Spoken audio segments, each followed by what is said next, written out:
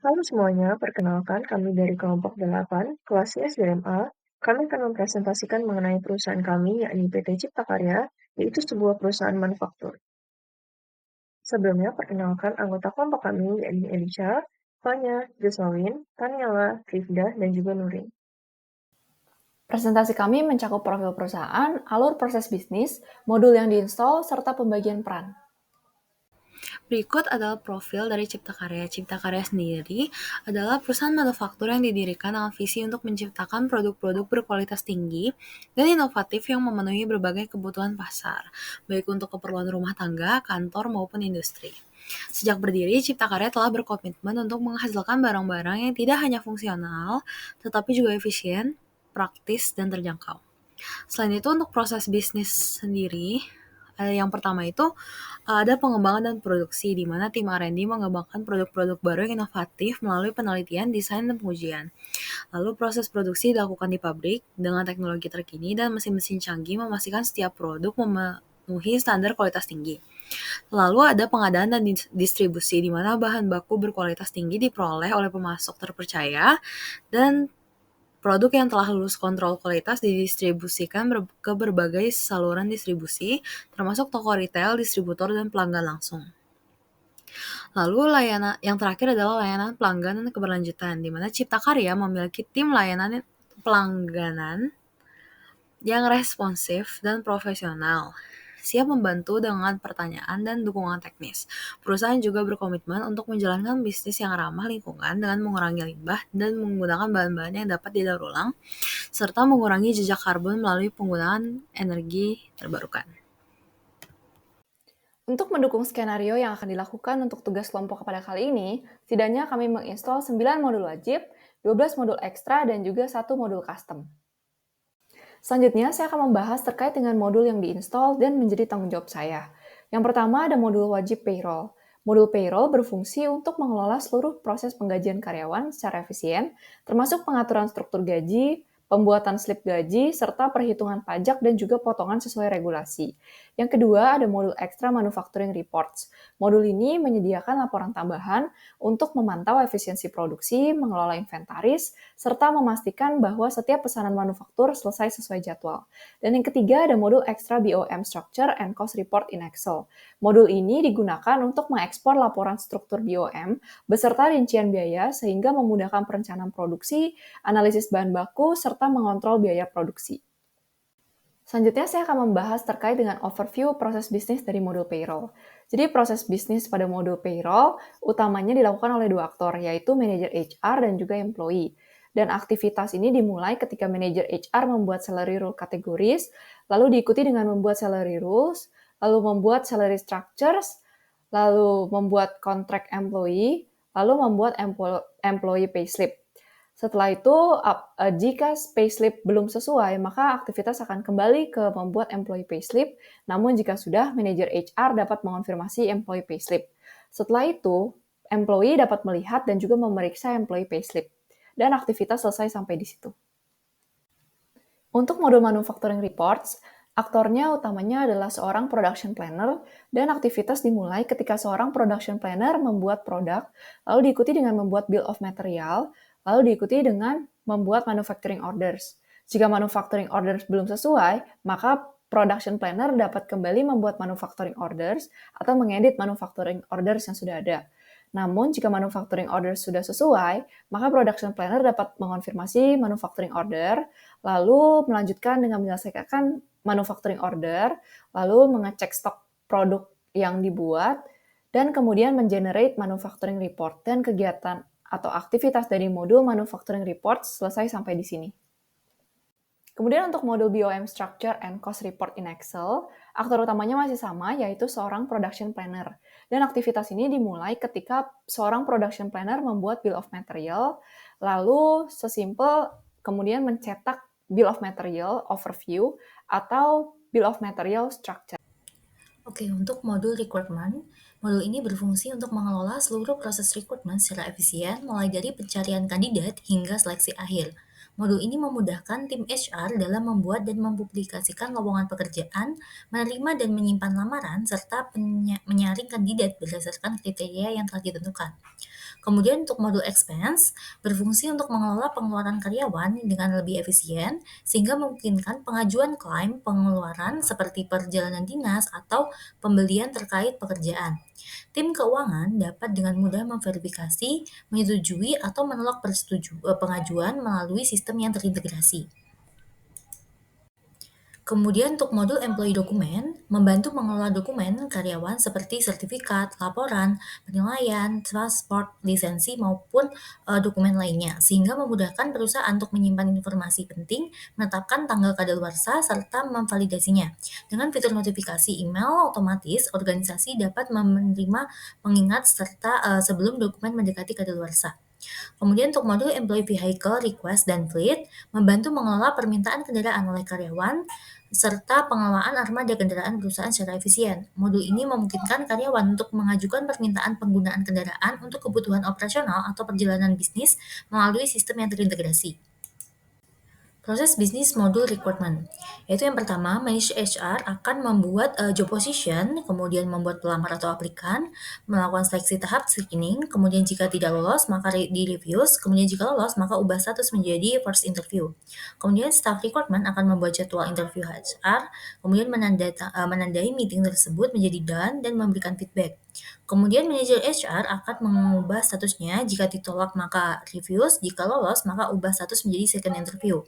Selanjutnya, staff recruitment akan membuat jadwal interview user, kemudian menandai user meeting tersebut telah selesai, kemudian memberikan feedback.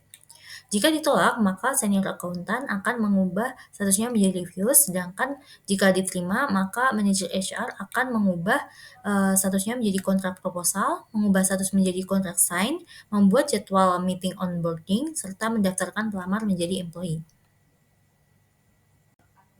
Proses bisnis untuk modul expense. Maka yang pertama yaitu purchasing coordinator akan membuat expense produk, kemudian membuat expense account. Sedangkan staff HR General Affair luar akan membuat expense baru. Dilanjutkan oleh user yang akan membuat laporan untuk semua pengeluaran yang telah dibuat, kemudian mengajukan laporan pengeluaran tersebut ke manajer. Kemudian manajer HR jika menolak maka akan di-reviews, jika setuju maka akan menyetujui expense report tersebut. Kemudian untuk senior accountant akan memasukkan laporan ke jurnal perusahaan atau post to journal entries dan mencatat pembayaran reimburse kepada karyawan. Proses bisnis untuk modul employee document memiliki satu aktor utama, yaitu user. Aktivitas dimulai dengan user membuat template dokumen, kemudian mengunduh dokumen template tersebut.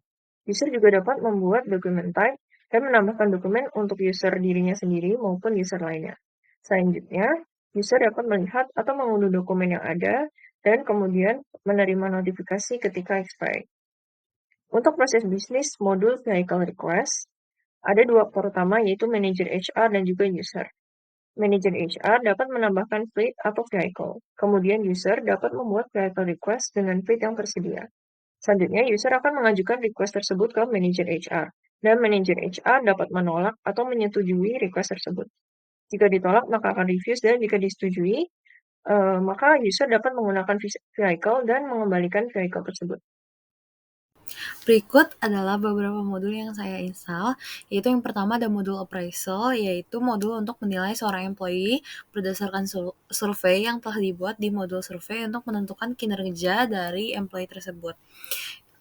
Dan ada dua modul ekstra lainnya, yaitu yang pertama adalah modul product low stock alert, di mana modul ini tuh memberitahukan beberapa produk yang memiliki stok di bawah batas yang telah ditentukan dengan mengubah warnanya menjadi warna merah.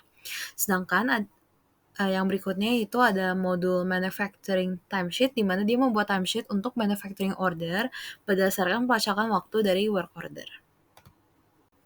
Nah, berikut adalah proses bisnis modul appraisal tersebut. Jadi, dari manajer itu membuat survei, membuat appraisal form, mengirimkan appraisal form, dan mereview hasil summary appraisal. Di mana hasil summary itu bisa diakses dari modul appraisal dengan submenu answers. Jadi, appraisal ini tuh dari Open HRMS Employee Appraisal dari HRMS Core. Dan berikutnya, Dan berikutnya masuk ke proses bisnis modul product stock alert, di mana production manager ini memasukkan batas low quality alert. Setelah itu, baru modul ini akan menentukan produk mana yang perlu ditampilkan berwarna merah atau normal. Setelah itu selesai dan bisa dilihat ini tampilan modul produk low stock alertnya. Selanjutnya di sini ada model proses bisnis modul ekstra manufacturing timesheet, di mana production manager itu membuat manufacturing order, membuat work order di dalam manufacturing order, dan menjalankan work order.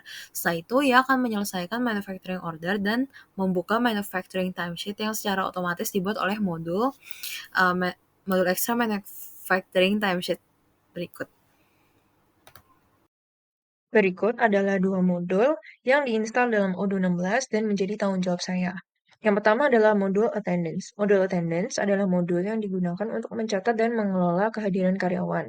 Sehingga dengan modul ini, perusahaan dapat memantau jam kerja karyawan, mencatat absensi, dan juga menghasilkan laporan kehadiran. Kemudian modul yang kedua adalah modul time off atau cuti. Modul ini digunakan untuk mengelola permintaan, persetujuan, dan juga pelacakan waktu cuti karyawan. Modul ini bisa membantu dalam mengelola berbagai jenis cuti, misalnya cuti tahunan, cuti sakit, atau cuti lainnya sesuai dengan kebijakan perusahaan. Lalu berikut adalah dua modul ekstra yang menjadi tanggung jawab saya. Yang pertama adalah modul Employee Contract Reminder, yaitu modul untuk mengelola kontrak kerja karyawan dengan memberikan pengingat otomatis sebelum kontrak berakhir. Dengan begitu, perusahaan dapat memastikan bahwa kontrak karyawan diperbarui atau diperpanjang tepat waktu. Yang kedua adalah modul Employee Attendance Excel Report, yaitu modul untuk mengelola laporan kehadiran karyawan dalam format Excel. Dengan modul ini, perusahaan dapat membuat laporan kehadiran dengan detail jam kerja, status kehadiran, dan juga memungkinkan penyesuaian dengan rentang tanggal atau karyawan tertentu dengan melakukan filtering ketika ekspor data.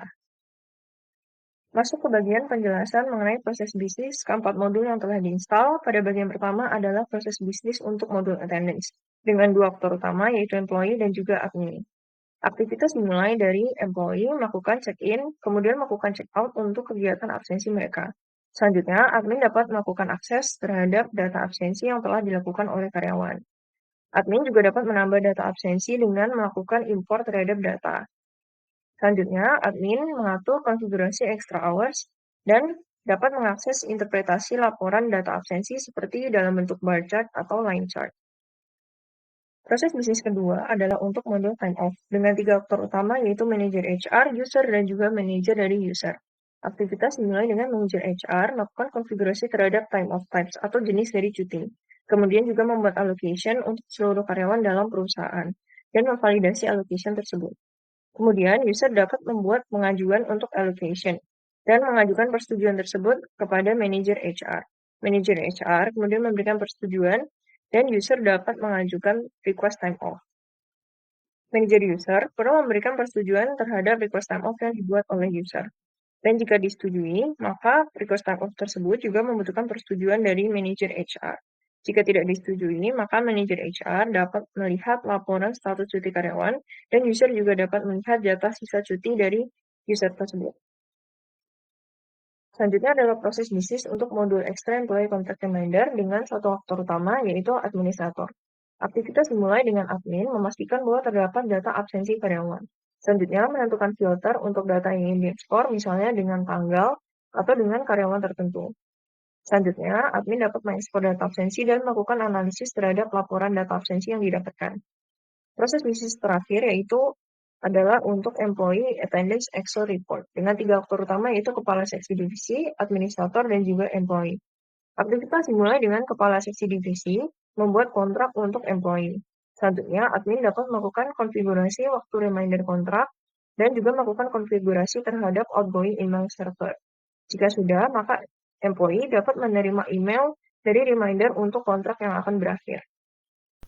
Oke, selanjutnya modul berikutnya yang diinstal adalah modul training, yang merupakan modul yang digunakan untuk membantu perusahaan dalam mengelola dan mengorganisasi pelatihan untuk karyawan, sehingga perusahaan dapat memastikan bahwa karyawan memiliki keterampilan yang diperlukan. Modul ini memungkinkan perusahaan membuat suatu program training yang terintegrasi dengan e-learning, serta menginformasikan kepada employee terkait kegiatan tersebut, sekaligus membuat sertifikasi kepada employee yang berhasil menyelesaikan program tersebut. Oke, modul berikutnya yang diinstal adalah modul Employee Disciplinary Tracking dan modul Custody.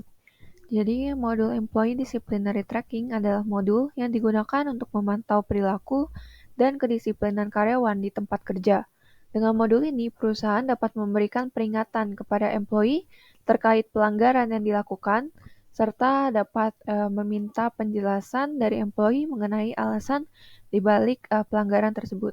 Selanjutnya, modul custody adalah modul yang digunakan untuk mengelola dan melacak aset yang dipinjamkan kepada karyawan. Sehingga dengan menggunakan modul ini, perusahaan dapat mendaftarkan properti apa saja yang dapat dipinjamkan kepada karyawan, memantau permintaan peminjaman, dan mengelola persetujuan perminjaman. Oke, berikut ini merupakan proses bisnis modul training. Jadi, modul yang digunakan yaitu adalah Employee Orientation and Training. Jadi proses bisnisnya melibatkan dua aktor yaitu kepala seksi training dan employee. Proses dimulai ketika kepala seksi training membuat training program, lalu mengkonfirmasi training program, kemudian mengirim pemberitahuan terkait training program baru, kemudian menyiapkan materi course, membuat course baru, berisi konten materi, kemudian membuat sertifikasi disertai pertanyaan kuis, kemudian mempublikasikan course. Proses dilanjutkan dengan employee yang dapat bergabung dengan course, memulai course, dan apabila employee tidak lulus course, maka employee perlu memulai lagi course, dan apabila lulus, employee dapat mengunduh sertifikat, dan kemudian dilanjutkan dengan kepala seksi training yang dapat mengonfirmasi status selesainya training untuk menandai berakhirnya proses modul training. Berikutnya merupakan proses bisnis pada modul disciplinary tracking. Jadi modul yang digunakan yaitu Enterprise Open HRMS Disciplinary Tracking. Proses bisnis melibatkan dua aktor yaitu manajer HR dan employee. Dimulai ketika manajer HR membuat disciplinary categories, lalu membuat disciplinary actions, kemudian memproses disciplinary actions yang telah dibuat, menunggu penjelasan dari employee, dan dilanjutkan dengan employee yang dapat memberikan penjelasan, kemudian manajer HR dapat memutuskan penerimaan penjelasan, lalu memvalidasi disciplinary actions sebagai penanda bahwa proses telah selesai dilakukan. Berikutnya merupakan proses bisnis terkait modul custody. Jadi modul yang diperlukan yaitu OpenHRMS Custody, dan proses bisnis memerlukan dua aktor yaitu manajer HR dan employee. Proses dimulai ketika manajer HR berhasil mendaftarkan properti, kemudian dilanjutkan dengan employee membuat custody request, mengajukan permintaan persetujuan, dan kemudian dilanjutkan dengan manajer HR yang membaca penjelasan alasan permintaan tersebut dan memberikan keputusan terhadap custody request, dan proses selesai. Modul yang diinstal pertama itu adalah modul employee. Jadi modul itu tuh membantu mengelola informasi dan juga proses terkait dengan karyawan dalam sebuah perusahaan. Yang kedua, modul organization chart. Jadi modul itu membantu memvisualisasikan struktur organisasi perusahaan dalam bentuk diagram yang mudah dipahami. Jadi ini modul ini memungkinkan pengguna untuk melihat hubungan antara karyawan dan departemen serta posisi pekerjaan dalam perusahaan secara hierarkis. Selanjutnya ada modul BOM Multiple Production Selection. Jadi modul ini membantu untuk lebih efisien dalam mengelola juga memilih produk atau komponen untuk pembuatan bill of material, terutama ketika ada banyak produk yang memiliki komponen yang sama. Selanjutnya ada modul MRP Substitution Product, yaitu modul ini membantu mengelola produk pengganti dalam proses produksi ketika bahan baku atau produk utamanya itu tidak tersedia. Jadi modul ini itu menetapkan produk pengganti untuk menggantikan bahan baku yang tidak tersedia. Selanjutnya ada proses bisnis modul employee. Jadi pertama tuh administrator itu memperbaharui data company. Selanjutnya melakukan import master data departemen. Selanjutnya melakukan import master data job position. Selanjutnya dia melakukan import master data user dan juga melakukan import master data employee. Nah, selanjutnya ada proses bisnis organization chart. Jadi di sini tuh user itu adalah presiden direktur. Jadi dia tuh akan memilih employee, kemudian dia akan mengassign manager untuk setiap employee. Nah, selanjutnya ada proses bisnis modul BOM Multiple Product Selection. Jadi sini tuh ada production planner. Jadi dia akan memilih beberapa produk varians. Kemudian dia akan mengisi form bill of materials. Kemudian dia akan membuat bill of materials tersebut. Selanjutnya ada proses bisnis modul MRP Substitution Product. Jadi di sini administrator akan memberikan hak akses modul kepada production planner. Nah, di sini production planner itu akan memilih bill of material. Kemudian dia akan mengisi substitution product untuk BOM yang dipilih. Nah, habis itu dia akan membuat manufacturing orders. Nah, habis itu dia akan mengonfirmasi manufacturing orders. Kemudian dia akan melakukan check availability. Kalau misalnya tidak tersedia, dia bisa membatalkan manufacturing order. Tapi kalau misalnya tersedia semuanya, dia bisa mengonfirmasi produk bahan baku akhirnya. Kemudian dia akan menyelesaikan manufacturing orders-nya.